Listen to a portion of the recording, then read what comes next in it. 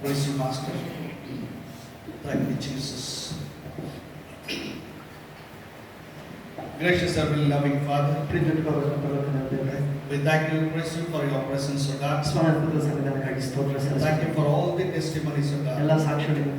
Your God who is in time, you are helping us, we are doing your miracles, O God. Lord, you are answering the prayers of your children, O God.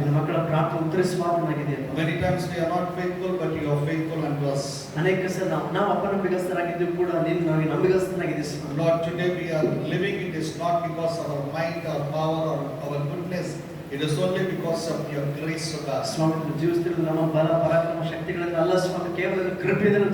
Help us always to remember your goodness and your mercy upon us and to be thankful and grateful till the end of our life, O God.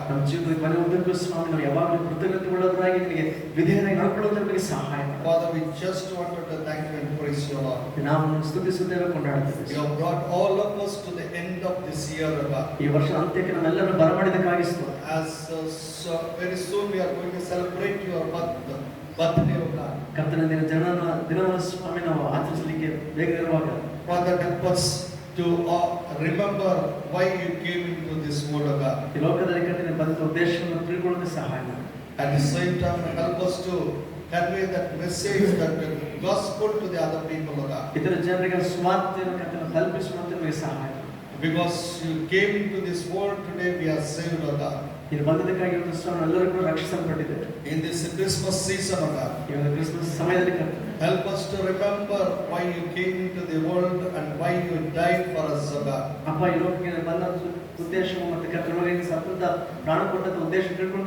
Not only celebrating with pomp and glory, but help us to understand the meaning of Christmas in our life and to celebrate for your glory, O God. ಸ್ವಾಮಿ ಲೋಕ ರೀತಿಯಲ್ಲಿ ಅಪ್ಪ ಸಂಭ್ರಮ ಆಚರಣೆಗಳನ್ನು ಮಾಡದಂತೆ ದೇವರೇ ಅಪ್ಪ ಅರ್ಥಗರ್ಭಿತವಾದ ರೀತಿಯಲ್ಲಿ ಸ್ವಾಮಿ ನಾವು ಕರ್ತನೆ ಕುರಿತು ಸ್ವಾಮಿ ಧ್ಯಾನಿಸುವಂತೆ ಸಹಾಯ ಮಾಡಿ. Bless each one of us as we are coming to the end of this year, O God. ಸ್ವಾಮಿ ಈ ವರ್ಷದ ಅಂತ್ಯಕ್ಕೆ ನಾವು ಬಂದಿರಬೇಕಾದ್ರೆ ಪ್ರತಿಯೊಬ್ಬರನ್ನು ಆಶೀರ್ವದಿಸಪ್ಪ. With a new hope and assurance, O God, help us to step into new year for your new blessings and the benefits to receive from you in this new year, God. ಮುಂಬರುವ ಹೊಸ ವರ್ಷದಲ್ಲಿ ಕರ್ತನೆ ನಿನ್ನಿಂದ ನೂತನ ಆಶೀರ್ವಾದ ಹೊಂದಿಕೊಳ್ಳುವ ಹಾಗೆ ಅಪ್ಪ ನೂತನ ಮನಸ್ಸಿನೊಂದಿಗೆ ನಾವು ಪ್ರವೇಶಿಸಬೇಕಂತ ನಮಗೆ ಸಹಾಯ. God bless each one of us, God. ಪ್ರತಿಯೊಬ್ಬರನ್ನು ಆಶೀರ್ವದಿಸು. As we have come to hear your word, God. ವಾಕ್ಯ ಕೇಳಿಸಿಕೊಂಡು ಬಂದಿರಬೇಕಾದ್ರೆ you speak to us. ನಮ್ಮೊಂದಿಗೆ ಏನು ಮಾತನಾಡು. You have eternal words, God. ನಿತ್ಯ ಜೀವಗಳ ಮಾತನ್ನು ನೀನು ಉಂಟಿಸು. Father, help us to not only the hearers but also doers of the word of God. ನಾವು ವಾಕ್ಯ ಕೇಳಿ ಮಾತ್ರವಾಗಿರದೆ ವಾಕ್ಯದ ಪ್ರಕಾರ ನಡೆಯುವಂತೆ ಸಹಾಯ. Help us to increase our faith to God. ನಮ್ಮ ನಂಬಿಕೆ ಹೆಚ್ಚಿಸುತ್ತದೆ. Help us to come closer to you, God. ನಿನಗೆ ಹತ್ತಿರ ಬರಲಿಕ್ಕೆ ನಮಗೆ ಸಹಾಯ ಮಾಡು. Help each one of us to proclaim and show Jesus in our life, God. ಜೀವಿತದಲ್ಲಿ ನಿನ್ನನ್ನು ಕುರಿತು ಪ್ರಕಟಿಸುವಂತೆ ನಿನ್ನನ್ನು ತೋರಿಸುವಂತೆ ನಮಗೆ ಸಹಾಯ. One more time we commit ourselves in the hands of you, Lord. I bring everyone under the subjection of the Holy Spirit.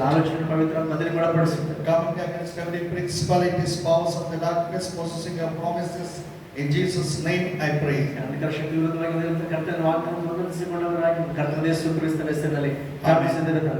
Amen. Amen.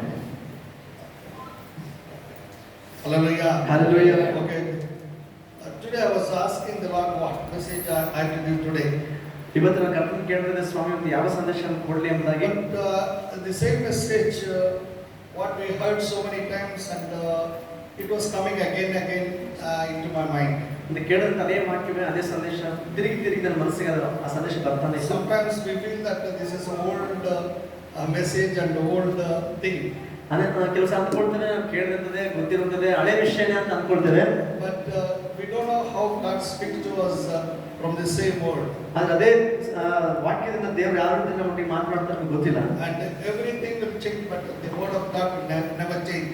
ಪ್ರತಿಯೊಂದು ಸಹ ಬದಲಾವಣೆ ಆಗುವುದು, ಆದರೆ ದೇವರ ವಾಕ್ಯ ಎಂದಿಗೂ ಸಹ ಬದಲಾವಣೆ ಆಗುವುದೇ ಇಲ್ಲ. Because it is same yesterday, today and forever. ಯಾಕಂದ್ರೆ ಆ ವಾಕ್ಯ ನಿನ್ನೆ ಇವತ್ತು ನಿರಂತರ ಸಹ ಏಕ ರೀತಿಯಾಗಿರುವುದಾಗಿದೆ. Sometimes we doubt whether this word will speak to us or it is having any effect on our life. ಕೆಲವು ಸಲ ನಾವು ಅನುಮಾನ ಪಡ್ತೀವಿ ವಾಕ್ಯ ನೊಟ್ಟಿಗೆ ಮಾತನಾಡ್ತದ ಅಥವಾ ಈ ವಾಕ್ಯದ ಮೂಲಕ ನನ್ನ ಜೀವನದ ಪರಿಣಾಮ ಉಂಟಾಗ್ತದೆ. So one day one young man came to Bonke Bronte. ಒಂದ್ಸಾರಿ ಪ್ರಸಂಗಿಕರಾಗಿರ್ತಕ್ಕಂಥ ವಾಕ್ಯವರ ಹತ್ರ ಒಬ್ಬ ಯವನಸ್ಥರು ಬಂದಂತೆ. So he told that you are preaching from a book which is very old. ಆತ ಹೇಳಿದಂತೆ ನೀನು ಬಹಳ ಹಳೆಯದಾದಂಥ ಪುಸ್ತಕದಿಂದ ನೀನು ಪ್ರಸಂಗ ಮಾಡ್ತಾ ಇದ್ದೀ. It lost its power. ಅದಕ್ಕೆ ಈಗ ಶಕ್ತಿನೇ ಇಲ್ಲ. It is a olden days book.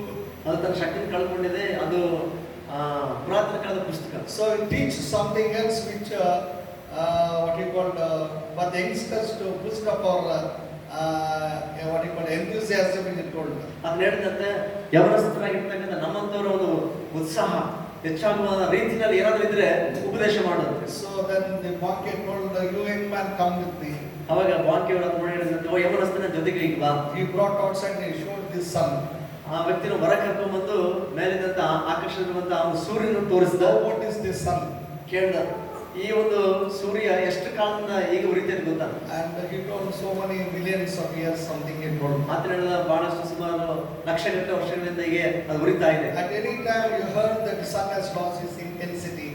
ಆತನ ಒಂದು ಪ್ರಶ್ನೆ ಕೇಳ್ದ, ಯಾವತ್ತಾದ್ರೂ ಕೇಳಿಸ್ಕೊಂಡಿಯಾ ಉರಿತಿರು ಇಷ್ಟು ವರ್ಷಗಳು ಉರಿತಿರುವುದೇ ಸೂರ್ಯ ತನ್ನ ಶಕ್ತಿಯನ್ನ ಕಳ್ಕೊಂಡಂತ ಯಾವತ್ತಾದ್ರೂ ಕೇಳ್ಕೊಂಡಿಯಾ? And have you seen any changes in sun? ಅಥವಾ ಸೂರ್ಯನಲ್ಲಿ ಏನಾದರೂ ವ್ಯತ್ಯಾಸ ಕಾಣ್ತಾ ಇದೆಯಾ? When the sun is not lost its intensity or its power, this word of God which has created the sun and the earth is more powerful than what you are thinking about the word of God. ಆಗ ಅವರು ಬುದ್ಧಿಮತಿ ಹೇಳಿದ್ರೆ ಏನಂದ್ರೆ ಈ ಸೂರ್ಯ ತೀವ್ರತೆಯಲ್ಲಿ ಅದು ಕಡಿಮೆ ಆಗಲಿಲ್ಲ. ಇಷ್ಟು ವರ್ಷಗಳ ಕಾಲ ಉರಿತಾ ಇರಬೇಕಾದ್ರೆ ಆ ಒಂದು ಉರಿಯುವಂತ ಸೂರ್ಯನನ್ನು ಉಂಟು ಮಾಡಿದ ದೇವರ ವಾಕ್ಯ ಅದೆಂದಿಗೂ ಕೂಡ ಬದಲಾಗುವುದಿಲ್ಲ, ತನ್ನ ಶಕ್ತಿ ಕಳ್ಕೊಳ್ಳೋದಿಲ್ಲ. ಇದು ಊಹಿಸುತ್ತಿದ್ದು ತಪ್ಪು ಎಂಬುದಾಗಿ ಹೇಳಿದ್ರು. When you want that God to speak to you, when you wanted to know the power of God in your life, God will show you what is that power in your life. ನಿನ್ನ ಜೀವಿತದಲ್ಲಿ ನಿಜವಾಗ್ಲೂ ಒಳಗಡೆ ನಾನು ದೇವರ ಶಕ್ತಿಯನ್ನು ಕಂಡುಕೊಳ್ಬೇಕು, ನೋಡ್ಬೇಕು ಅನ್ನೋ ತವಕ ಇದ್ರೆ, ಆಸೆ ಇದ್ರೆ ಆ ವಾಕ್ಯ ತನ್ನ ಶಕ್ತಿಯನ್ನು ತೋರ್ಪಡಿಸ್ತದೆ. That's why he told that the preaching of the gospel is what you call it is a foolishness to the people. ಅದಕ್ಕೆ ಒಂದು ವಾಕ್ಯ ತೋರಿಸಿ ಹೇಳ್ತಾರೆ, ನಾಶನದ ಮಾರ್ಗದಲ್ಲಿ ಇರುವವರಿಗೆ ಸುವಾರ್ಥ ವಾಕ್ಯ ಅದು ಉಚಿತ ಮಾತಾಗಿದೆ.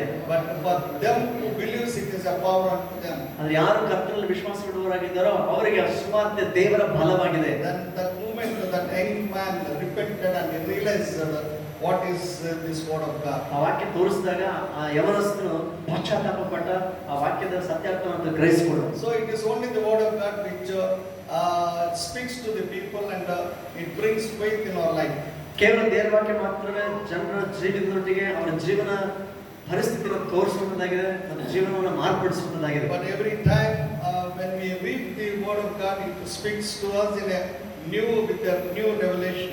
ದೇವರ ವಾಕ್ಯ ಜೀವವುಳ್ಳದ್ದಾಗಿರೋದ್ರಿಂದ ನೀವು ಪ್ರತಿ ಸಾರಿ ಅದೇ ವಾಕ್ಯ ಓದಿದ್ರು ಸಹ ಆ ವಾಕ್ಯ ನಿಮ್ಮೊಟ್ಟಿಗೆ ತಿರುಗಿ ನೂತನವಾದ ರೀತಿಯಲ್ಲಿ ನೂತನ ಹೊಸ ಪ್ರಕಟಣೆಯೊಂದಿಗೆ ನಿಮ್ಮೊಟ್ಟಿಗೆ ಬರ್ತದೆ. And also it brings faith in our life. ಅಷ್ಟು ಮಾತ್ರ ಅಲ್ಲ, ಆ ವಾಕ್ಯ ನಿಮ್ಮಲ್ಲಿ ನಂಬಿಕೆಯನ್ನು ಕೂಡ ಉಂಟು ಮಾಡ್ತದೆ. Maybe the same word you have read and heard many times, but it will be a new every time when you read and when you understand the word of God. ಬಹುಶಃ ಕೇಳಿದಂತ ವಾಕ್ಯ ಇದಕ್ಕೆ ಮುಂಚೆ ನೀವು ಓದಿರ್ಬೋದು, ಕೇಳಿಸ್ಕೊಂಡಿರ್ಬೋದು ಸಂದೇಶವನ್ನು, ಆದ್ರೆ ಆ ವಾಕ್ಯನ ತಿರುಗಿ ಓದುವಾಗ ಆ ವಾಕ್ಯ ಹೊಸದಾಗಿರ್ತಕ್ಕಂಥ ಅರ್ಥದ ವಿವರಣೆ ನಮಗೆ ಕೊಡುವಂತದ್ದಾಗಿರ್ತದೆ. You have to hear the word of God with a what you call with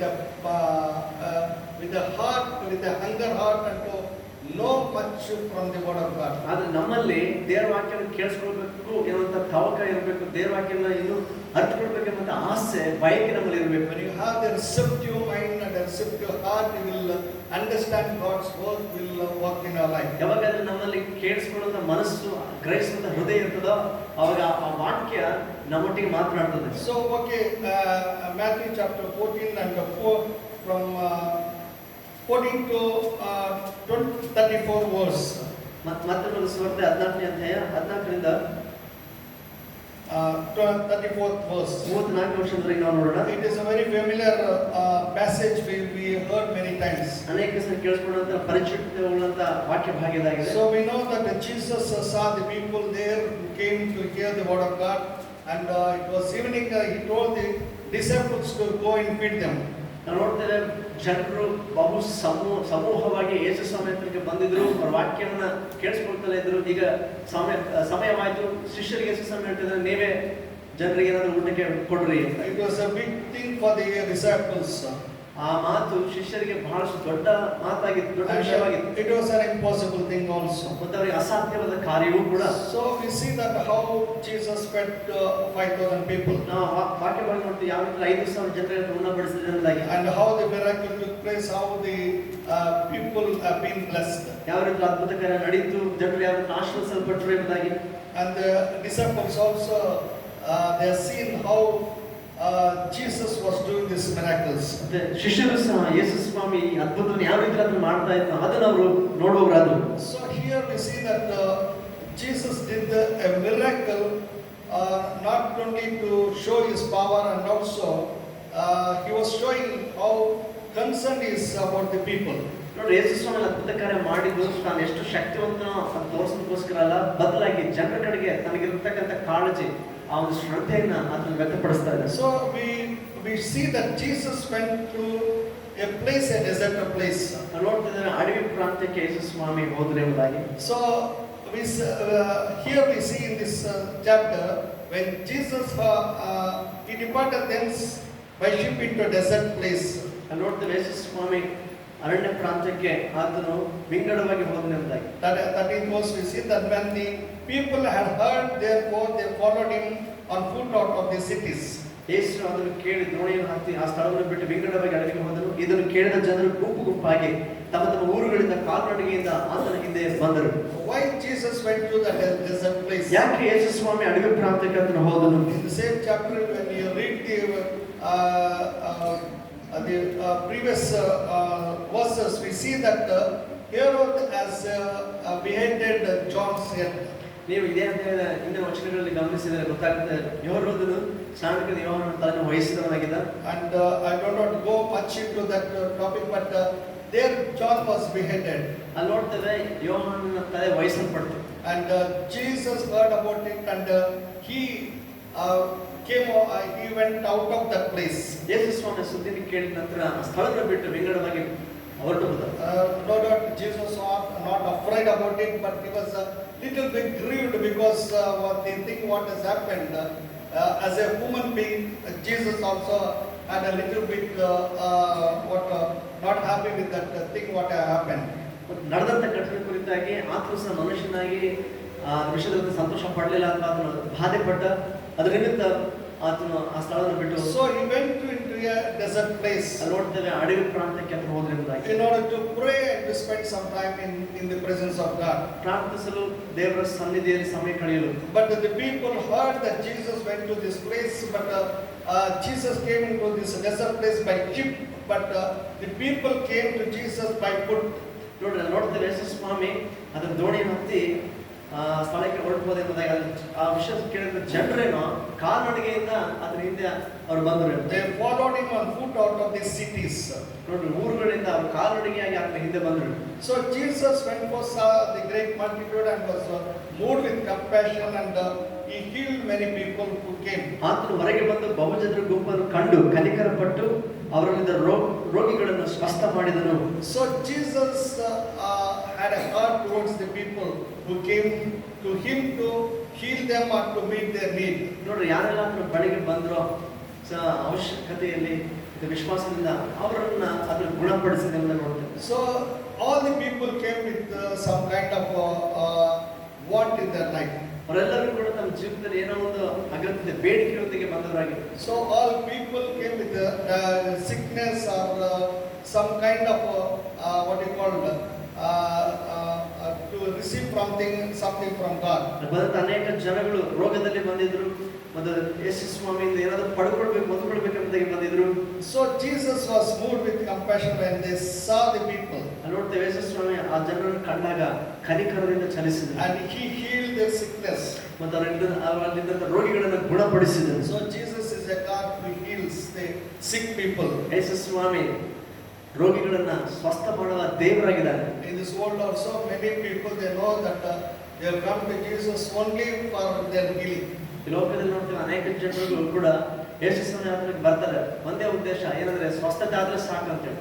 So many people, they come to Jesus for the healing, for a miracle, but they receive, they go back and they forget Jesus. ಅಂತವರು ಯೇಸು ಸ್ವಾಮಿನ ಅದ್ಭುತ ಹೊಂದಿಕೊಳ್ತಾರೆ, ತದನಂತರ ಹೊರಟು ಹೋಗಿ ಅದು ಮಾಡೋದ ಉಪಕಾರವನ್ನು ಮರೆತು ಹೋಗ್ಬಿಡ್ತಾರೆ.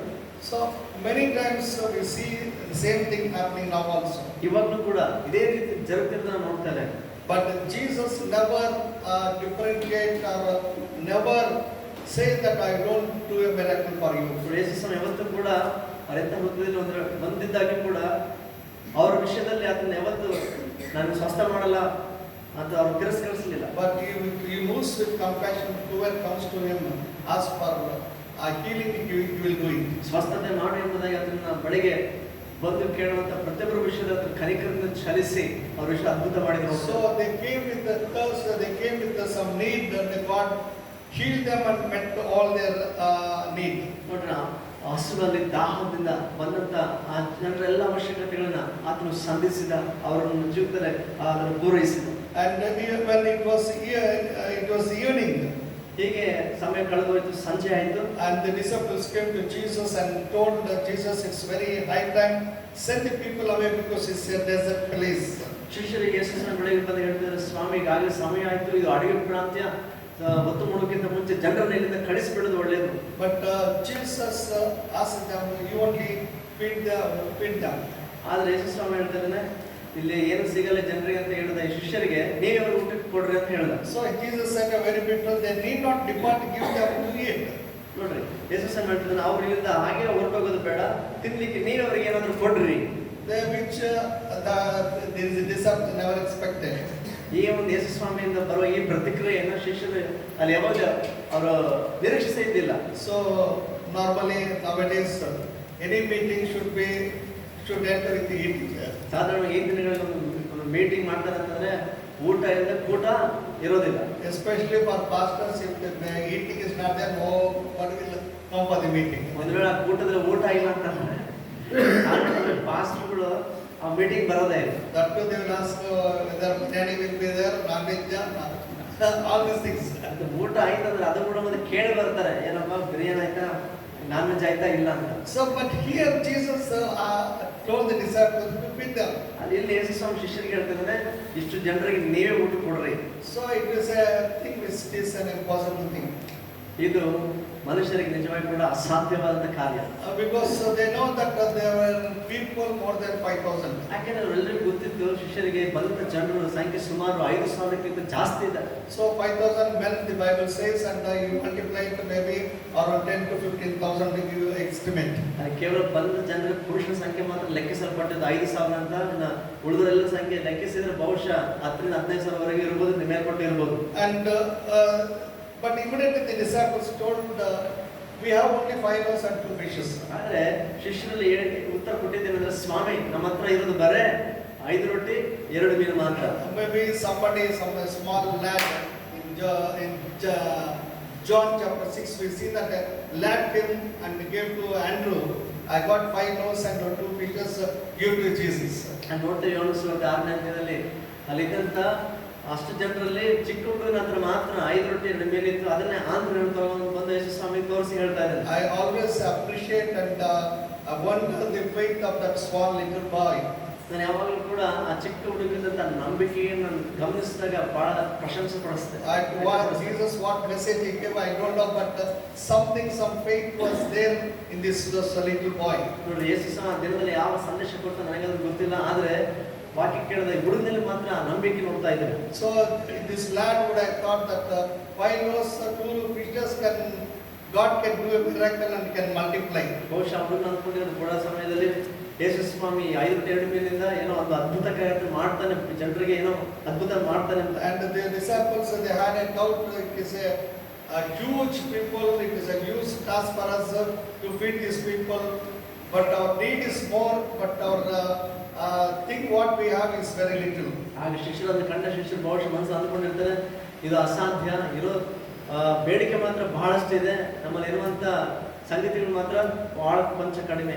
So many times our need will be very big in our life. ಅನೇಕ ಸಲ ನಮ್ಮ ಜೀವಿತದಲ್ಲಿ ಕೂಡ ನಮಗೆ ಇರುವಂತ ಅವಶ್ಯಕತೆ ಬಹಳ ದೊಡ್ಡದಾಗಿರ್ತದೆ. Our problem will be very big, but we don't have that much to meet the problem.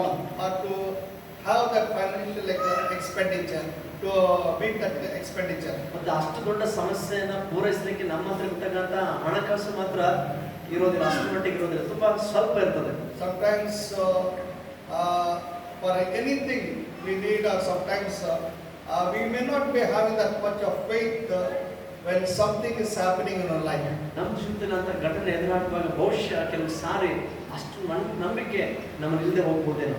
Normally we will think in a worldly way, we calculate money and we think about the people. So many things we first we think about those people.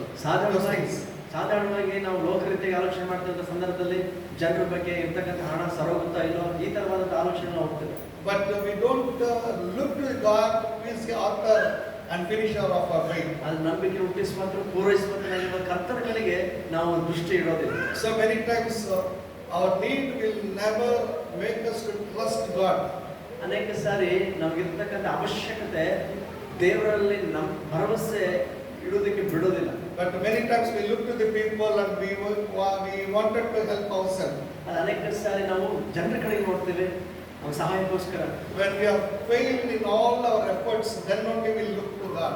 ಮತ್ತೆ ನಮ್ಮ ಎಲ್ಲ ಸಕಲ ಪ್ರಯತ್ನಗಳೆಲ್ಲ ವಿಫಲವಾದ ಮೇಲೆ ಅವಾಗ ದೇವರನ್ನ ನೆನೆಸ್ತೀವಿ. But before our efforts, before our trials, when you look to God, God will help us in solving our problem. ಆದ್ರೆ ನಮ್ಮ ಒಂದು ಪ್ರಯತ್ನಗಳು, ನಮ್ಮ ಒಂದು ಪ್ರಯಾಸ ಪಡುವ ಮುಂಚೆ ದೇವರ ಕಡೆ ನಾವು ದೃಷ್ಟಿಸುವುದಾದ್ರೆ ಖಚಿತವಾಗಿ ನಮ್ಮ ಪ್ರಯಾಸ ದೇವರ ಸಹಾಯ ಸಿಗುತ್ತೆ. When Jesus told that he only give them something to eat, is it easy for the disciples to give anything to the people?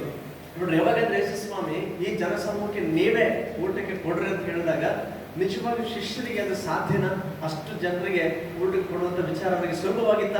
Jesus also knew that the disciples cannot do anything. ಯೇಸು ಸ್ವಾಮಿಗಳಿಗೆ ಗೊತ್ತು ಶಿಷ್ಯರು ಕೂಡ ಅವ್ರಿಗೆ ಏನು ಮಾಡಕ್ ಆಗೋದಿಲ್ಲ.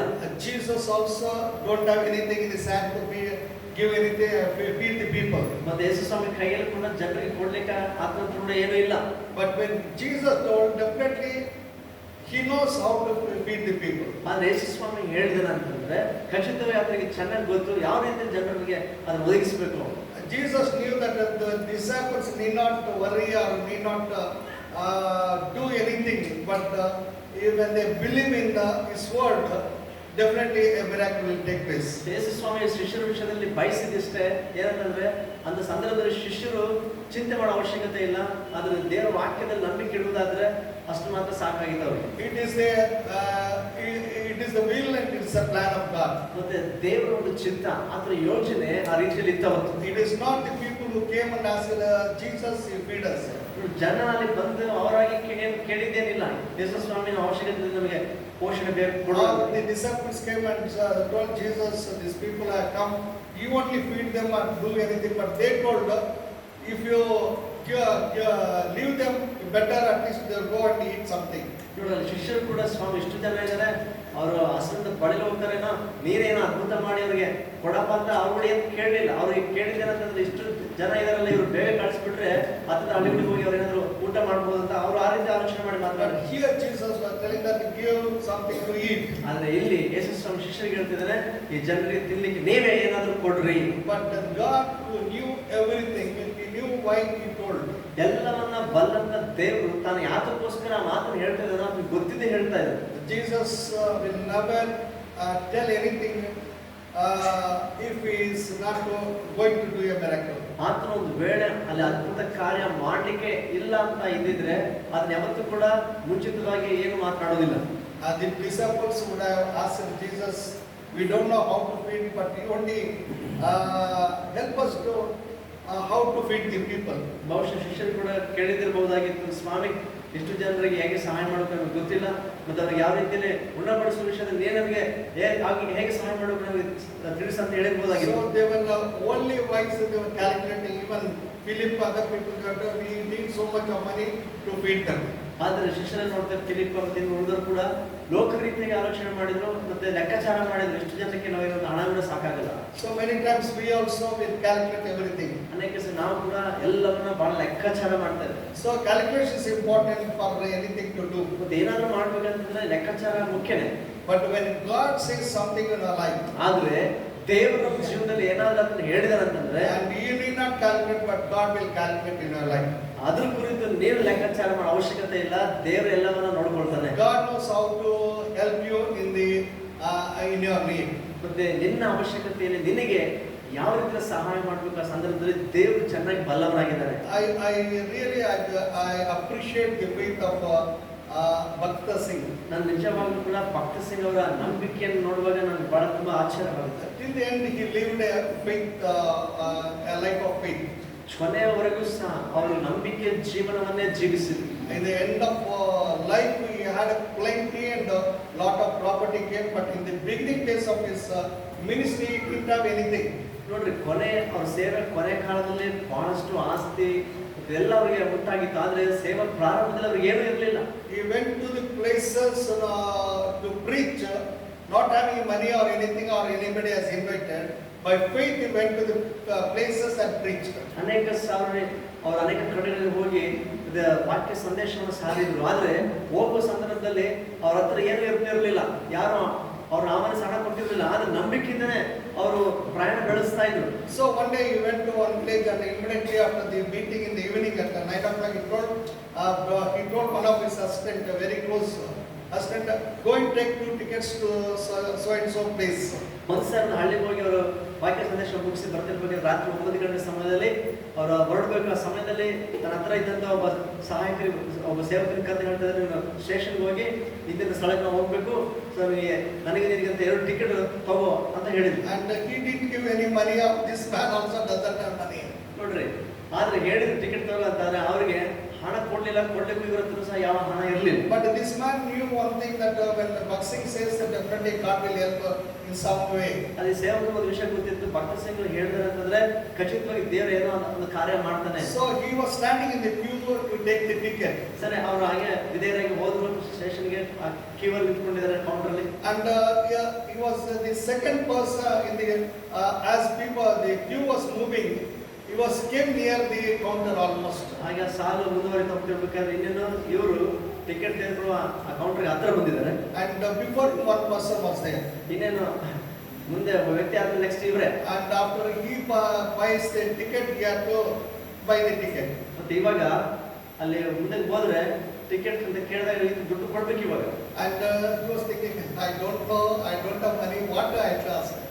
ಇವಾಗ ಆಯ್ತಾ ಆಲೋಚನೆ ಮಾಡ್ತಾನೆ, ನನ್ನ ಹತ್ರ ಹಣನೇ ಇಲ್ಲ, ಹೋಗಿ ಏನಂತ ಟಿಕೆಟ್ ಕೊಡೋದು ಕೇಳೋದು. And somebody suddenly came, who is the person in this line to buy a ticket for brother Bhakta Singh? ಇದ್ದಕ್ಕಿದ್ದಾಗ ಯಾರೋ ಬಂದಾಗ ಈ ಮಾತನಾಡಿ ಕೇಳ್ತಾ ಇದ್ರೆ, ಈ ಸಾಲಲ್ಲಿ ಯಾರು ನಿಂತಿದ್ದೀರಾ, ಭಕ್ತ ಸಿಂಗ್ ಅವ್ರಿಗೋಸ್ಕರ ಟಿಕೆಟ್ ತಗೋಬೇಕಂತ ಬಂದಿದ್ದಾರಲ್ಲ, ಯಾರು ಅವರು ಅಂತ ಕೇಳ್ತಾ ಇದ್ದಾರೆ. And immediately he told, I am the person.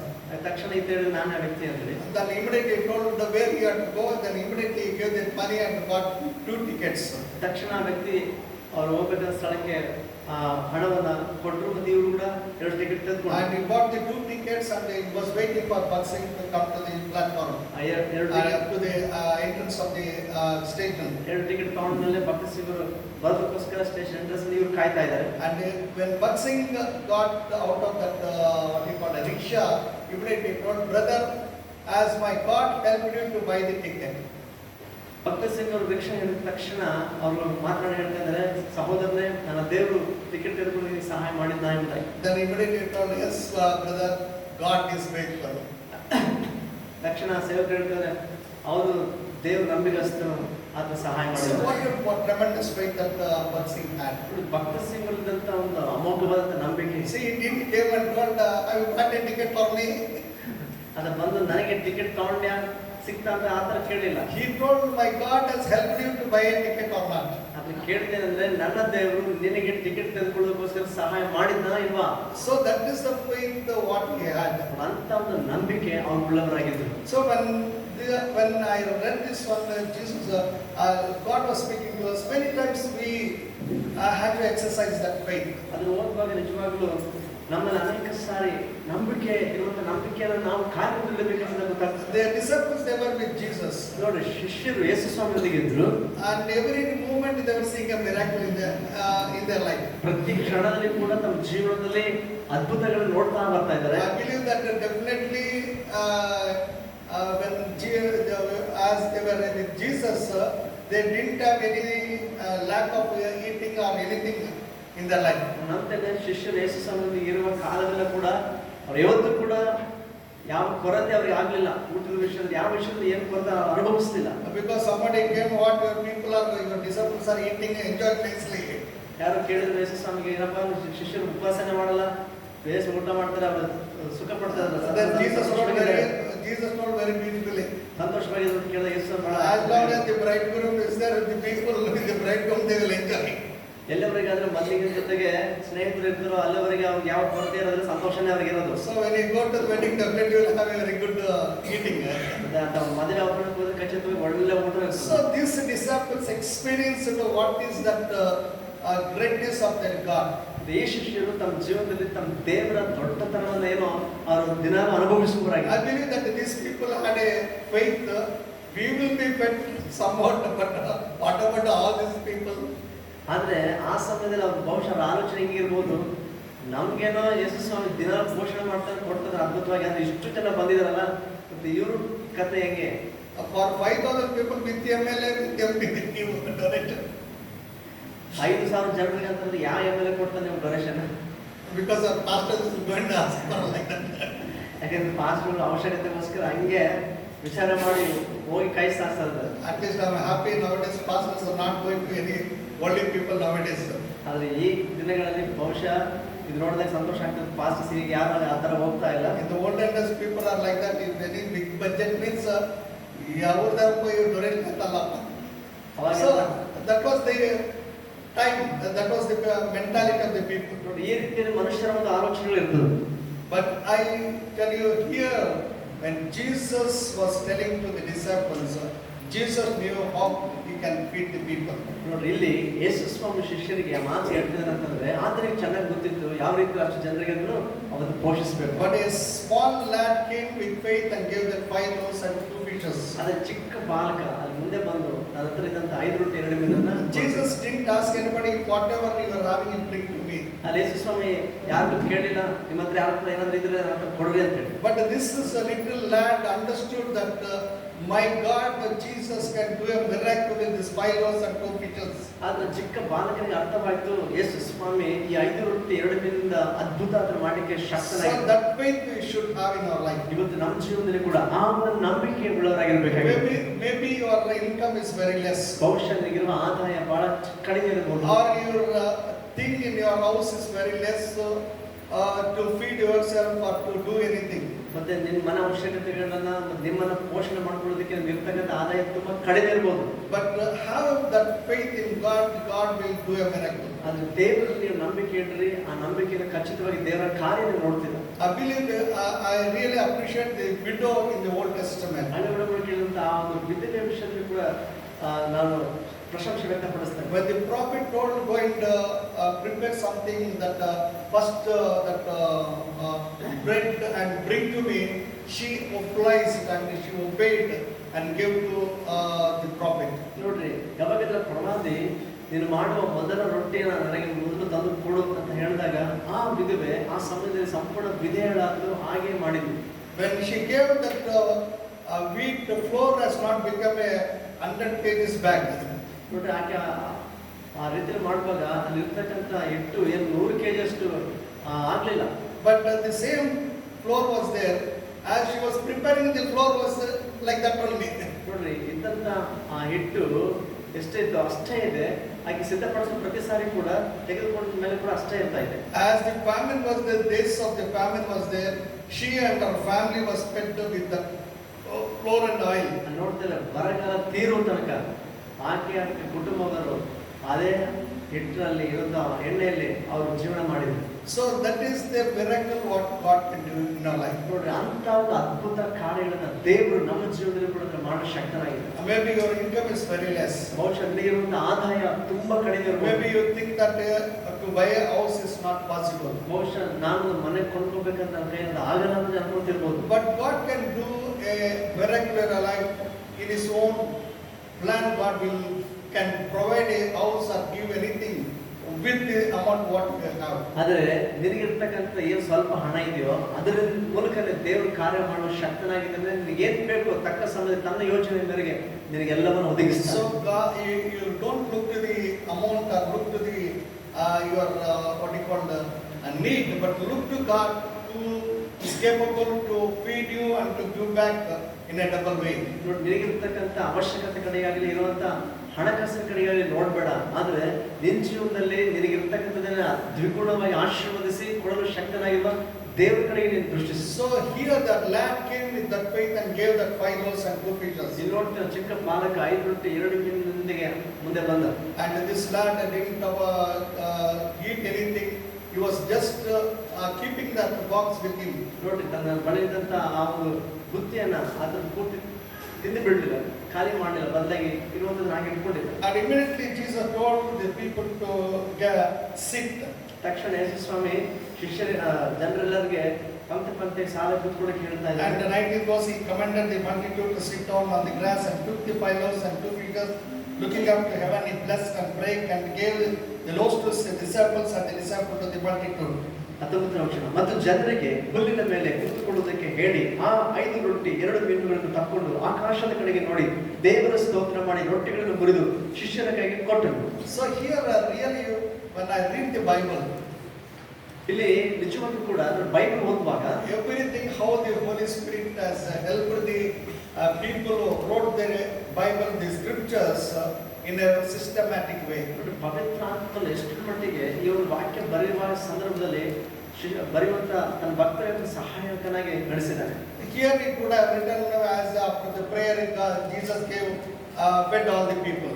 ನೋಡಿ, ಇಲ್ಲಿ ಬರೆದಿರಬಹುದಾಗಿತ್ತು, ಯೇಸು ಸ್ವಾಮಿ ಆ ರೊಟ್ಟಿ ತಗೊಂಡು ಪ್ರಾರ್ಥನೆ ಮಾಡಿದ ಬಳಿಕ ಜನರಿಗೆ ಅದನ್ನು ಉಣ್ಣಬಡಿಸ್ಬಿಟ್ಟ ಅಂತ ಹೇಳ್ಬೋದಾಗಿತ್ತು. I know one thing, Jesus is a disciplined God. ಅದು ನನಗೆ ಒಂದು ವಿಷಯ ಗೊತ್ತೇನಂದ್ರೆ ನನ್ನ ಯೇಸು ಸ್ವಾಮಿ ಆತನು ಶಿಸ್ತಿನ ದೇವರಾಗಿದ್ದಾರೆ. And he make everything in a systematic way. ಎಲ್ಲವನ್ನು ಕೂಡ ಶಿಸ್ತುಬದ್ಧವಾಗಿ ವ್ಯವಸ್ಥಿತವಾದ ರೀತಿಯಲ್ಲಿ ಮಾಡುವ. So he first made all the people to sit in a line. ನೋಡಿ, ಮೊದಲು ಬರೆಯಲ್ಪಟ್ಟಿದ್ದೇನಂತಂದ್ರೆ ಅಲ್ಲಿರುವಂತ ಎಲ್ಲಾ ಜನರು ಏನಿದ್ದಾರೆ ಎಲ್ಲರೂ ಸಾಲಾಗಿ ಕೂತ್ಕೊಳ್ಳುವಂತ ಮೊದಲು ಅದನ್ನು ಮಾಡಿದ್ರು. And immediately gave that bread and the fishes to the disciples and the disciples to the multitude. ಆಮೇಲೆ ಆತನು ಶಿಷ್ಯರಿಗೆ ಅದನ್ನು ಕೊಟ್ಟ, ಶಿಷ್ಯರು ಆ ಜನಸಮೂಹಕ್ಕೆ ಹಂಚಿದ್ರು. Jesus would have told, he commanded, the people would have fallen on Jesus. ಒಂದು ವೇಳೆ ಯೇಸು ಸ್ವಾಮಿಗೆ ನಾನು ಬರ್ರಪ್ಪ ಬಂದು ತಿಂದ್ಬಿಡ್ರಿ ಅಂತ ಹೇಳಿದ್ರೆ ಅಷ್ಟು ಜನ ಮುಂದೆ ಹೋಗಿಬಿಟ್ಟಿದೆ. Because we see in the meetings when the preacher wanted to pray, everybody will flock. ನಾವು ಸಾಧಾರಣವಾಗಿ ವಿಡಿಯೋ ನೋಡ್ತೀವಲ್ಲ, ಕೊನೆಗೆ ಪ್ರೀಚರ್ ಪ್ರಾರ್ಥನೆ ಮಾಡ್ತೀವಿ ಅಂತಂದ್ರೆ ಎಲ್ಲರೂ ಮುಂದೆ ಮುಗಿಬಿದ್ದು ಬರ್ತಾ ಇರ್ತಾರೆ. Because first he has to lay his hand on me. ಯಾಕೆ ಮೊದಲು ನನ್ನ ಮೇಲೆ ಕೈ ಇಡಬೇಕಂತ ಹೇಳಿ. So that kind of mentality of people. ಅಂತ ರೀತಿಯ ಮನಸ್ತತ್ವ ನಮ್ಮ ಜನರದ್ದು. So Jesus doesn't want to bring any confusion in the life of the people. ಆದ್ರೆ ಯೇಸು ಸ್ವಾಮಿ ಜನರ ಜೀವನದಲ್ಲಿ ಯಾವುದೇ ಗಲಿಬಿಲಿ ತರಲಿಕ್ಕೆ ಅಂತ ಮನಸ್ಸು ಮಾಡಲಿಲ್ಲ. So he made everybody to sit in a proper way. ಅದನ್ನು ಇಷ್ಟಪಡಲಿಲ್ಲ, ಬದಲಾಗಿ ಎಲ್ಲರೂ ಕೂಡ ಉತ್ತಮವಾದ ರೀತಿಯಲ್ಲಿ ಮೊದಲು ಕೂತ್ಕೊಳ್ಳುವಂತ ಅಂತ ಮಾಡಿದ. And second thing, he made the disciple to take that one and distribute to the people. ಎರಡನೇದಾಗಿ ಶಿಷ್ಯರಿಗೆ ಈಗ ಹೇಳ್ತಾರೆ ತೆಗೆದುಕೊಂಡು ಜನರಿಗೆ ಹಂಚಲಿ ಅಂತ. And he is such a disciplined God. ಆಮೇಲೆ ಅದು ನೋಡಿದ್ರೆ ಅಷ್ಟು ಶಿಸ್ತಾಗಿ ಅದನ್ನು ಕಾರ್ಯ ಮಾಡಿದ. And he made the disciple to believe what God can do which is impossible in your life. ಯೇಸು ಸ್ವಾಮಿ ಶಿಷ್ಯರಿಗೆ ಇದನ್ನ ಅವರಿಗೆ ತಿಳಿಸ್ಕೊಡ್ತಾ ಇದ್ದಾನೆ, ನಮ್ಮ ಜೀವನದಲ್ಲಿ ಅಸಾಧ್ಯವಾದ ಕಾರ್ಯಗಳನ್ನ ದೇವರು ಯಾವ ರೀತಿ ಅದನ್ನು ಸಾಧ್ಯಪಡಿಸ್ತಾರೆ. The disciples who disbelieved, who didn't have the faith, now they are distributing with their own hands food to the people. ಮೊದಲದಾಗಿ ಅನುಮಾನ ಪಟ್ಟಂತ ಶಿಷ್ಯರು ಇಷ್ಟು ಜನರಿಗೆ ಹೇಗೆ ಸಾಧ್ಯ ಎಂಬುದಾಗಿ ಪ್ರಶ್ನೆ ಇದ್ದ ಶಿಷ್ಯರು ಇವಾಗ ಅದೇ ಸ್ವಲ್ಪ ನಮ್ಮ ಕೈಲಾರೆ ಜನರಿಗೆ ಹಂಚ್ತಾ ಇದ್ದಾರೆ. When you give from your hands, you know the value. ನಿನ್ನ ಕೈಯಿಂದಲೇ ನೀರು ಕೊಡುವಾಗ ಅದರ ಬೆಲೆ ಏನೋ ನಿನಗೆ ಚೆನ್ನಾಗಿ ಅರ್ಥ ಆಗ್ತದೆ. Many times we think that ಎಂದಕ್ಕೆ ದೇವರು ಯಾವ್ದನ್ನ ಅದ್ಭುತಕ್ಕೆ ನಾನು ಇಂಗ್ರೀಡಿಯಂಟ್ ತಿಳಿಸಿపోయితే అయిపోతుంది. Sometimes you make your vehicle puncture. ಕೆಲವು ಸಾರಿ ನೀವು ಹೋಗುವಾಗ ನಿಮ್ಮ ವೆಹಿಕಲ್ ಪಂಚರ್ ಆಗುವಂತ ದೇವರು ಅನುಮತಿಸ್ತಾರೆ. ఎప్పుడు నాకు వెహికల్ ఎందుకు ఇక్కడే పంచర్ కావాలా, నేను ఎందుకు కష్టపడ, but God in that way he will help you some other way and bring you out of that situation. ನೋಡ್ರಿ, ಆ ಒಂದು ಪರಿಸ್ಥಿತಿಯಲ್ಲಿ ಆದ್ರೂ ನಿನ್ನೊಂದಿಗೆ ಇರೋದನ್ನ, ನಂಬಿಗಸ್ತನಾಗಿ ನಡೆಸೋದನ್ನ ನೀನು ಅನುಭವಕ್ಕೆ ಬರಮಾಡ್ಲಿಕ್ಕೆ That time you will be knowing what your God is for you. ಆ ಪರಿಸ್ಥಿತಿ ಬರುವಾಗಲೇ ನಿನ್ನ ದೇವರು ಎಂತವನು ನಿನಗೆ ಅರ್ಥ ಆಗ್ತದೆ, ಗೊತ್ತಾಗ್ತದೆ. And you will know the value of God, and you know in this situation also God can help you. ದೇವರ ಒಂದು ಮಹತ್ವ ನಿನಗೆ ಅರ್ಥ ಆಗುತ್ತೆ. ಇಂಥ ಪರಿಸ್ಥಿತಿಗಳು ಕೂಡ ದೇವರು ಸಹಾಯ ಮಾಡೋ ಶಕ್ತಿ ಎಂಬುದಾಗಿ ಅರ್ಥ ಕೊಡುತ್ತೆ. So many times there are so many instances in my life. ನನ್ನ ಜೀವನದಲ್ಲಿ ಕೂಡ ಅನೇಕ ಘಟನೆಗಳು ಆಗಿದಾವೆ. Many times I thought, why it has to happen at this moment? ಆಗ ನಾನು ಅಂದ್ಕೊಂಡೆ, ಈ ಸಮಯದಲ್ಲಿ ಇವಾಗಲೇ ಯಾಕಪ್ಪ ಹಿಂಗ್ ಆಗ್ಬೇಕಾಗಿತ್ತು. But the correct time God will help us and He will finish up that work or anything. ಆದ್ರೆ ಸರಿಯಾದ ಸಮಯಕ್ಕೆ ದೇವರು ಹೇಗಾದ್ರೂ ಸಹಾಯ ಮಾಡಿ ಆ ಕಾರ್ಯ ಮುಕ್ತಾಯ ಮಾಡುವಂತ ಮಾಡಿದ. So many times God will test our faith. Sometimes God wanted to make us to understand His faithfulness and to know Him in a much better way. ಅನೇಕ ಸಾರಿ ದೇವರು ನಮ್ಮ ಜೀವಿತದಲ್ಲಿ ಆತನ ಇನ್ನೂ ಹೆಚ್ಚಾಗಿ ಉತ್ತಮದಿಂದ ಅರ್ಥ ಕೊಡುವ ಹಾಗೆ ದೇವರು ಕಾರ್ಯ ಮಾಡ್ತಾರೆ. So that is the goodness of our God. ಅದು ನಮ್ಮ ದೇವರ ಒಂದು ಒಳ್ಳೆತನ. So after everybody fed, Jesus told, correct all the things. ನೋಡ್ರಿ, ಎಲ್ಲರೂ ಊಟ ಮಾಡಿದೆ ಆದ ನಂತರ ಈಗ ಶಿಷ್ಯರಿಗೆ ಒಂದು ಮಾತು ಹೇಳ್ತಿದ್ರೆ, ಎಲ್ಲವನ್ನ ಉಳಿದೆಲ್ಲವನ್ನ ಕೂಡ ನೀವು ಶೇಖರಣೆ ಮಾಡ್ರಿ. And they took the 5 fragments that remained, 12 baskets. ಉಳಿದೆಲ್ಲ ತುಂಡುಗಳನ್ನ ಕೂಡಿಸಿ ಶೇಖರಣೆ ಮಾಡಿದಾಗ ನೋಡಿದಾಗ 12 ಪುಟ್ಟಿಗಳು ತುಂಬಿದವು. John chapter 6 is very good. ನೋಡಿ, ಯೋಹಾನ ಸುವಾರ್ತೆ 6ನೇದಲ್ಲಿ ಅಲ್ಲಿ ಇನ್ನೂ ನಮಗೆ ಸ್ಪಷ್ಟವಾಗಿದೆ.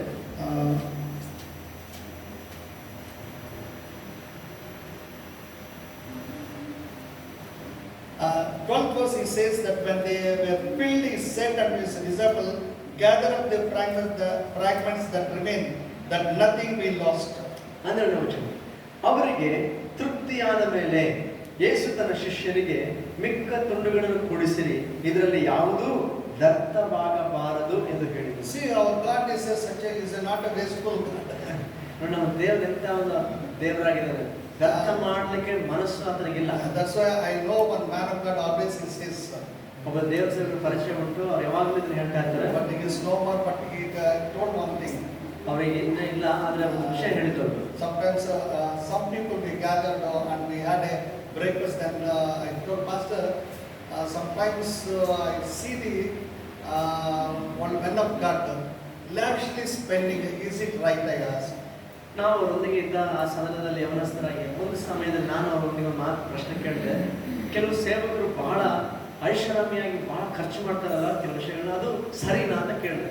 Then he told the brother one thing, and tell you that for everything we have to give account to God. ಅದು ಅವ್ರು ಹೇಳಿದ ಮಾತೇನಂದ್ರೆ, ಸಹೋದರನ ಒಂದು ಮಾತನ್ನು ಹೇಳ್ತೀನಿ, ನಾವು ಏನು ಖರ್ಚು ಮಾಡ್ತೀವೋ ಪ್ರತಿಯೊಂದು ವಿಷಯಕ್ಕೂ ಕೂಡ ನಾವು ದೇವರಿಗೆ ನಾವು ಲೆಕ್ಕ ಕೊಡಬೇಕಾಗಿದೆ. So as God is giving, I should not have lavishly, I should not spend anything that is what is not good for me.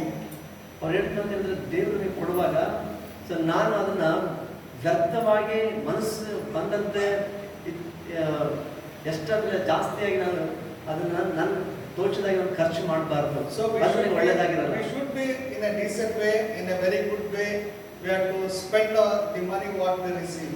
ನಾವು ಪಡ್ಕೊಳ್ಳುವಂತ ಹಣ ಏನಿದೆಯೋ ಅದನ್ನ ಸರಿಯಾದ ರೀತಿಯಲ್ಲಿ ಅವಶ್ಯಕತೆಗೆ ತಕ್ಕಂತೆ ನಾವು ಅದನ್ನ ಉಪಯೋಗಿಸಬೇಕು. So that's why Jesus he told that don't waste anything, gather everything. ಇದಕ್ಕೆ ನಾವು ನೋಡ್ತೀವಿ, ಯೇಸು ಹೇಳ್ತಾನೆ, ಯಾವುದು ಕೂಡ ನೀವು ಅದನ್ನು ವ್ಯರ್ಥ ಮಾಡಬೇಡ್ರಿ, ಅದೆಲ್ಲವನ್ನ ನೀವು ಕೂಡಿಸ್ರಿ. That is one point what I wanted to insist, that our God will never want anything to be wasted.